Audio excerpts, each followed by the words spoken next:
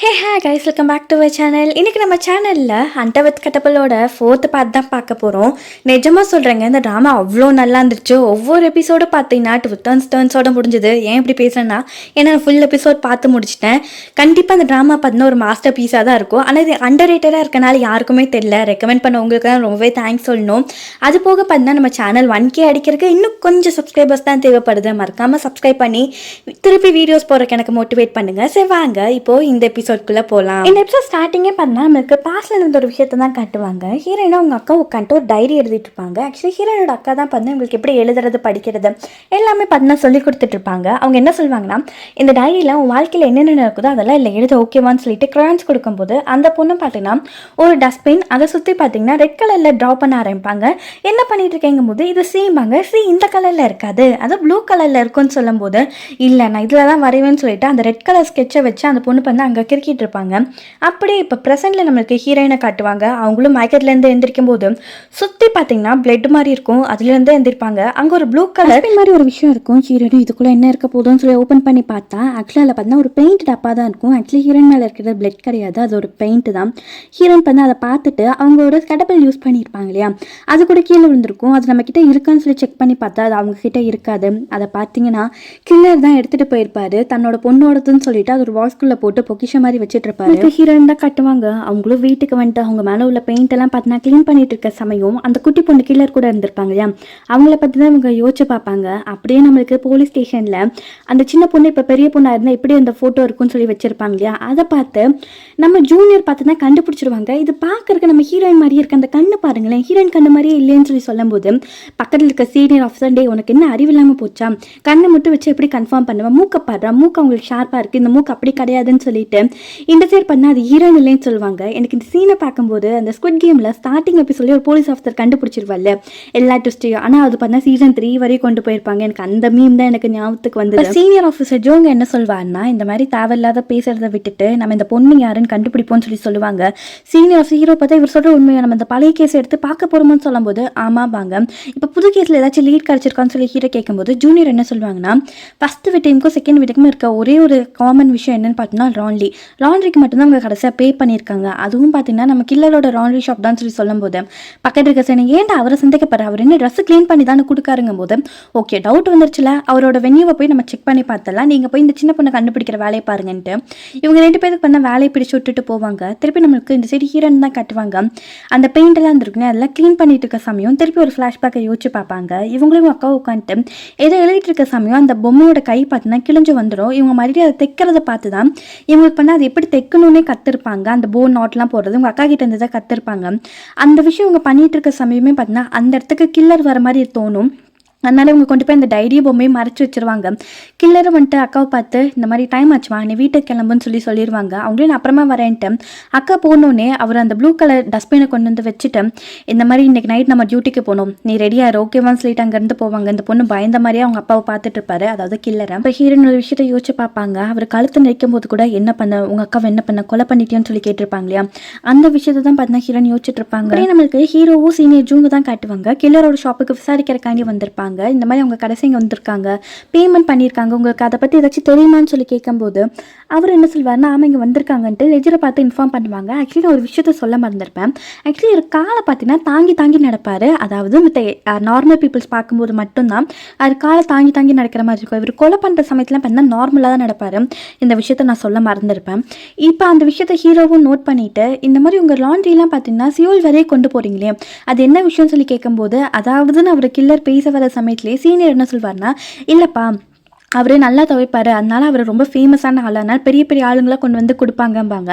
அது போக உங்கள் காலை தாங்கி நடக்கிறீங்க போது அவர் காலை பார்த்துட்டு ஆமான்னு சொல்லிட்டு இவர் பேச வர சமயத்தில் சீனியர் ஆமாம் அவரோட ஆக்சிடென்ட் ஆச்சு, அதுலேருந்து கால் அப்படி தான் இருக்குன்னு சொல்லிட்டு இவர் பார்த்தீங்கன்னா பதில் சொல்லிட்டு இருப்பாங்க. ஹீரோ சுற்றி முற்றி பார்க்கும்போது கண்ணாடியில் இவரை ஃபேஸ் பண்ண லைட்டாக மாறுற மாதிரி ஹீரோ நோட் பண்ணுவாங்க. அங்கே ஒரு லாண்ட்ரி ரூம்னு சொல்லி ஒன்று இருக்கும், இதை நான் செக் பண்ணி பார்க்கலாம்னு சொல்லி கேட்கும்போது அவர் ஃபேஸ் டோட்டலாக மாறும். சீனியர் எதுக்கு அதெல்லாம் கேட்குறீங்க, வேண்டாம் நம்ம சும்மா விசாரிக்க தானே வந்தவங்க போது இல்லை எனக்கு பார்க்கணும்னு தோணுங்க போது அவரும் அதில் ஒரு பிரச்சனை இல்லை, நீங்கள் போய் பாருங்கன்னு கீழே சொல்லிடுவாங்க. ஹீரோவும் பார்த்தீங்கன்னா உள்ள போய் செக் பண்ணி பார்த்துட்டு இருப்பாங்க. அப்படின்னு சொல்லி நம்மளுக்கு ஹீரோயின் தான் காட்டுவாங்க. அந்த பொண்ணு பார்த்தீங்கன்னா ஸ்கூல் யூனிஃபார்ம் போட்டிருந்தாங்களே, அதனால மிடில் ஸ்கூலில் தான் படிப்பாங்கன்ட்டு அந்த இடத்துக்கு அவங்க இருக்காங்களான்னு சொல்லி பார்க்கறக்காண்டி வந்திருப்பாங்க. அப்போ சைடில் திரும்பி பார்த்தா ஹீரோனோட சைல்ட்ஹுட் ஃபோட்டோ, இப்போ ப்ரெசென்ட்டில் இருக்க ஃபோட்டோ, அதாவது அவங்க கண்டுபிடிச்சி வச்சிருப்பாங்க இல்லையா, அந்த ஃபோட்டோ போட்டு வாண்டட்னு சொல்லி போட்டிருப்பாங்க. ஹீரோன் அதை பார்த்து ஃபேஸ் எல்லாம் மறைச்சிட்டு அங்கே ஒரு பொண்ணு அந்த பொண்ணு மாதிரியே போகிற மாதிரி இருக்கும், ஃபாலோ பண்ணிட்டு போவாங்க. இந்த சைடு ஹீரோ பார்த்தீங்கன்னா ஒரு டோர் ஓப்பன் பண்ண ட்ரை பண்ணுவாங்க, ஆனால் ஓப்பன் பண்ண முடியாது. வெளியில் இந்த சைடு இவங்க உட்காந்துருப்பாங்க.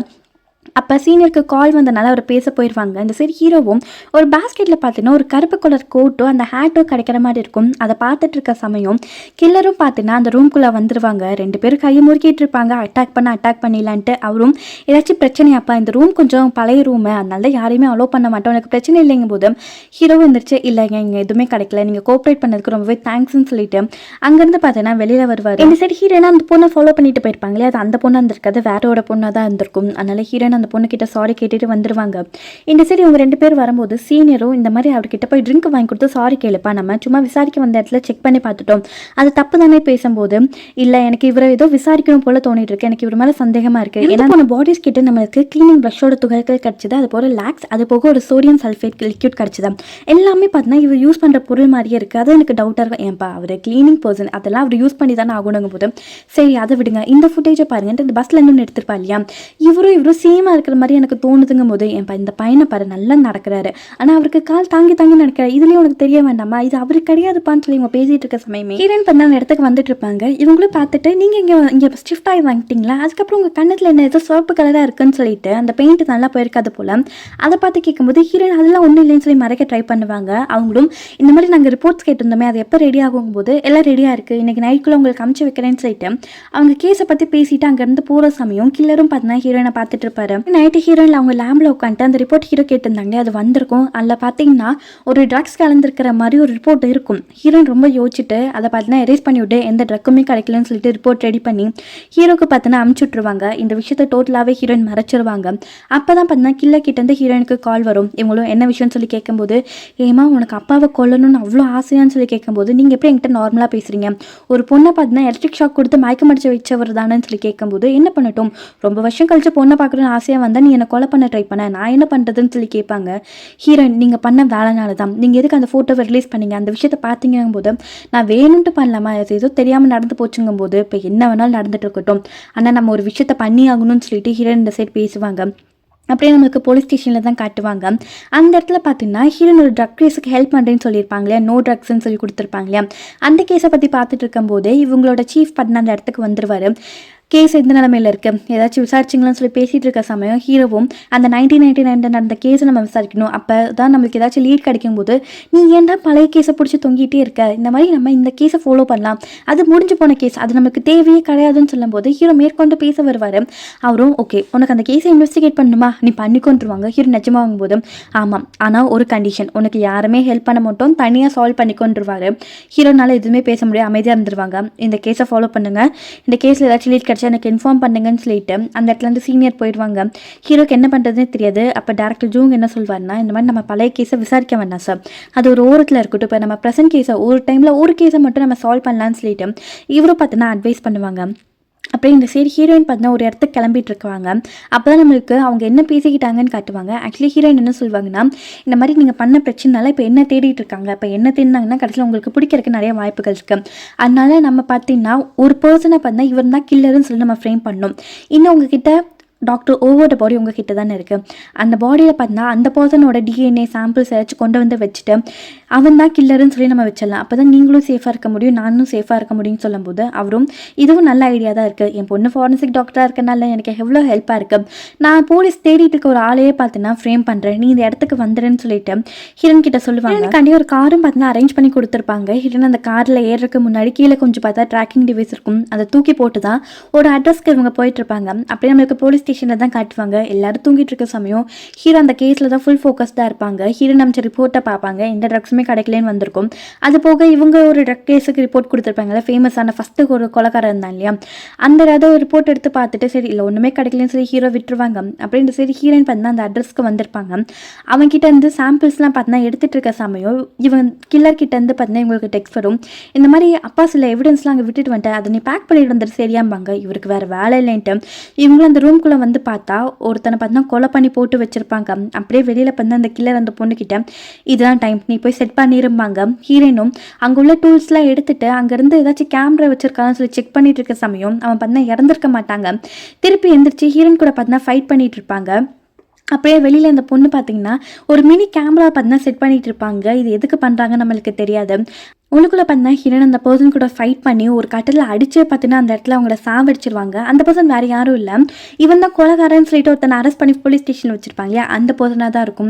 ஹீரோனும் பார்த்தா அவங்க தொப்பியை போட்டு சைடில் உடஞ்சி போன கண்ணாடியை பார்த்தா அவங்க அப்பாவை பார்க்குற மாதிரியே இருக்கும். ஹீரோனும் ஈவில் மாதிரி பார்த்தா அந்த இடத்துல ஸ்மைல் பண்ணுவாங்க. அப்படியே நம்மளுக்கு பாஸ்டில் நடந்த ஒரு விஷயத்த காட்டுவாங்க. ஆக்சுவலி ஹீரோயின் பண்ண ஒரு நாய்க்கறி வாங்கிட்டு வந்து படுத்துட்டு இருப்பாங்க. அவங்களுக்கு ஃபீவரே வந்திருக்கும். அவங்க அக்கா தான் பார்த்தீங்கன்னா ஹீரோனை டேக் கேர் பண்ணி பார்த்துட்டு இருப்பாங்க. அந்த சமயம் அக்கா கிட்ட இந்த மாதிரி அப்பா கூட எனக்கு போக்கே பிடிக்கலக்கான்னு சொல்லி சொல்லும்போது ஏன் என்னாச்சு அப்படி என்னதான் நீங்கள் வேலை பண்ணுறீங்கன்னு சொல்லி கேட்கும்போது அந்த பொண்ணு அந்த பொம்மையை பிடிச்சிட்டு இல்லை நான் சொல்ல மாட்டேன்பாங்க. ஏன் என்கிட்ட சொல்ல மாட்டேங்கும்போது சொல்கிறதுல எனக்கு விருப்பம் இல்லைன்னு சொல்லி ஹீரோயின் சொல்லியிருப்பாங்க. அப்படியே இப்போ ப்ரெசென்ட்டில் பார்த்தீங்கன்னா அந்த பாடி ஒரு சூகேஸில் போட்டு அந்த வழியாக பார்த்தீங்கன்னா ஹீரோயின் எடுத்து போயிட்டு இருப்பாங்க. அப்படியே போலீஸ் ஸ்டேஷனில் பார்த்தீங்கன்னா ஹீரோ 1999 நடந்த கேஸை தான் பார்த்தீங்கன்னா பார்த்துட்டு இருப்பாங்க. அந்த சமயம் வந்து ஒரு விட்னஸ் இருந்திருப்பாங்க. அவங்க இப்போ மென்டல் அசைலத்தில் இருப்பாங்க.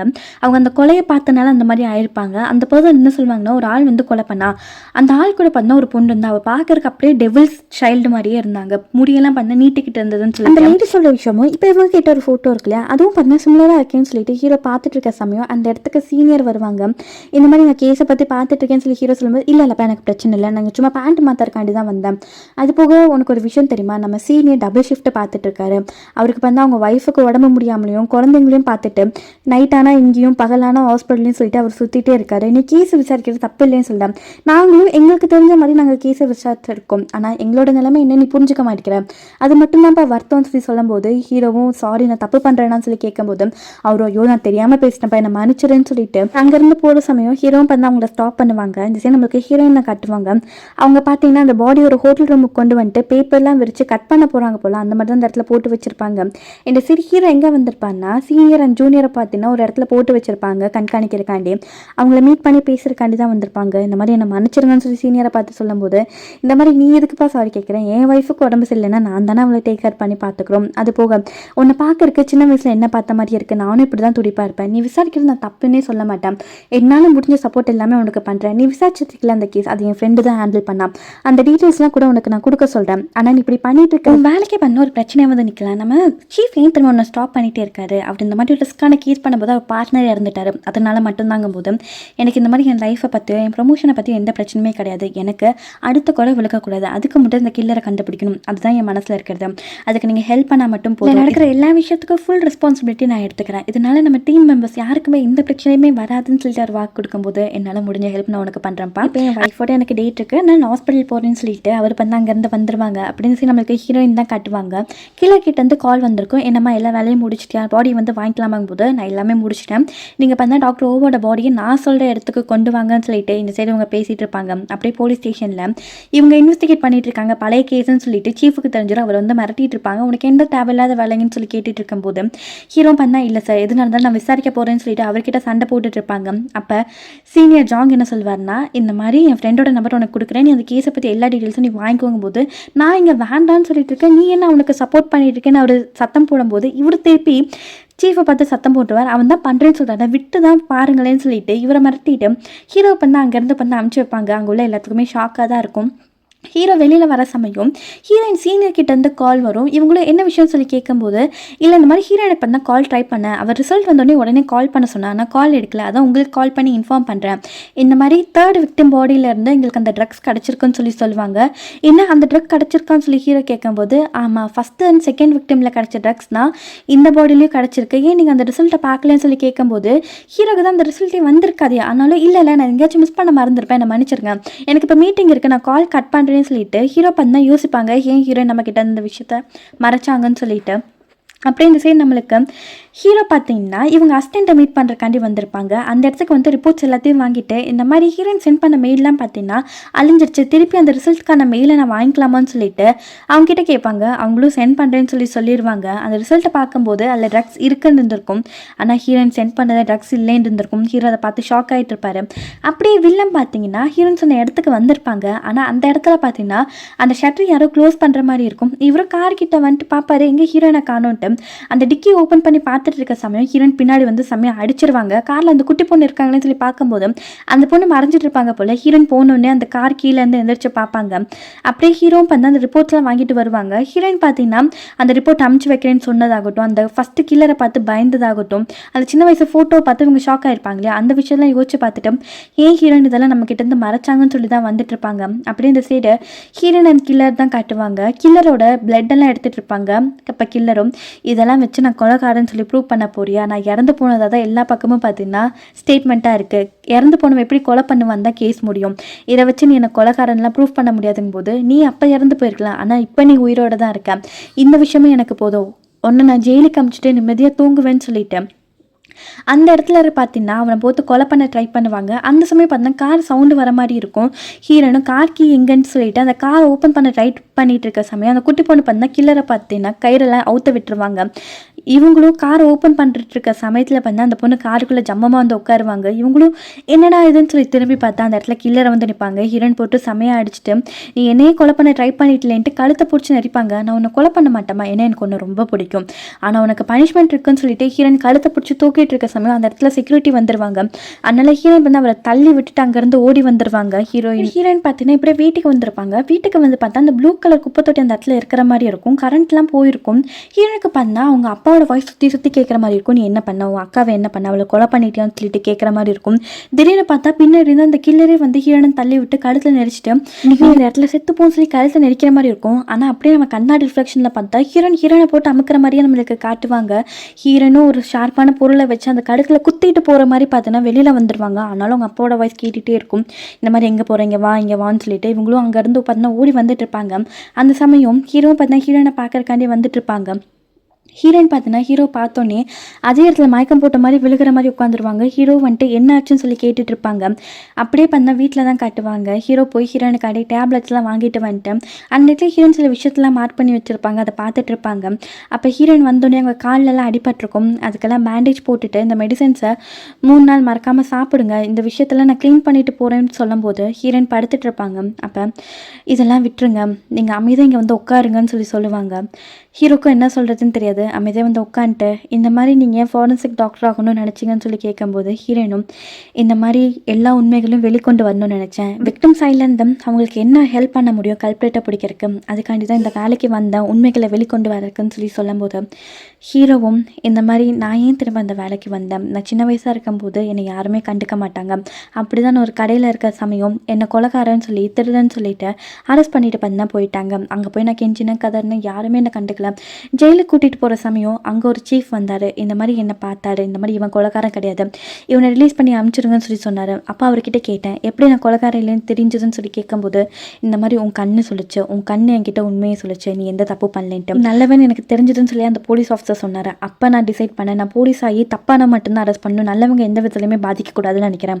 அதனால தான் உங்கள் கண்ணை பார்த்து நான் கேட்குறேன். ஒரு விஷயம் சொல்லி ஆரம்பிக்கும் போதே ஹீரோயின் நீங்கள் ரொம்ப நல்லவங்க, நீங்கள் பண்ணுற வேலையை எந்த கஷ்டமும் இல்லாமல் எந்த கிவ் அப்பும் இல்லாமல் பண்ணுங்கள், உங்களுக்கான ரிசல்ட் உங்களுக்கு கிடைக்கும்னு சொல்லிட்டு ஹீரோயின் சொல்லிடுவாங்க. அதுக்கடுத்து ஹீரோக்கு என்ன பேசுறதுன்னு தெரியாது. அப்போ இவருக்கு பார்த்தீங்கன்னா ஒரு மெயில் பண்ணால் ரிசீவ் ஆகும். இந்த மாதிரி அந்த சின்ன பொண்ணோட ஃபோட்டோ கொடுத்து பின்னாடி என்ன பிளேஸ்ன்னு சொல்லி கண்டுபிடிக்க சொல்லியிருப்பாங்க. அது பார்த்தீங்கன்னா ஒரு போர்ட் பிளேஸாக தான் இருக்கும். அந்த பிளேஸை பார்த்துட்டு ஹீரோனை பண்ண ஹீரோ ஷாக்காக பார்ப்பாங்க. இதோட பார்த்தீங்கன்னா இந்த எபிசோட் முடியுது.